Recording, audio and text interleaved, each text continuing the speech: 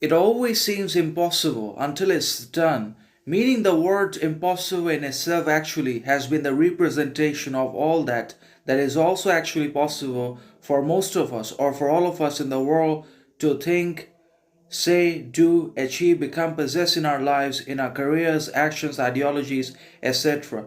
Because the word impossible is the implication and suggestion of all that is also actually possible into reality in real life conditions, circumstances, relations, and premises for all of us on the basis of our resolve, determination, character, perseverance, persistence, authenticity, consistency, character, etc. So if we can develop grow, cultivate all of these virtues, qualities within ourselves, and then learn to apply them and utilize them into our actions, behaviors, attitudes, mindsets, then there is nothing in the world that we cannot conquer, achieve, or become in our lives. We are going to be able to not only become invincible, indomitable, unflinching, immovable, irreplaceable, but we're also going to basically achieve, do, become, succeed at, and possess almost anything in our lives on the basis of our development and maintenance and adherence to our principles, ideologies, qualities, virtues, actions, values,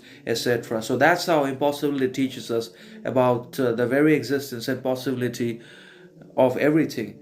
Possibility comes into being because of impossibility. From impossibility came into existence possibility. The two are interrelated and interconnected entities, developments, beings, and conditions in one way or another. So without the one, the other cannot, does not, and will not exist under all circumstances and situations. So either don't exist because of the one. So that's how this works.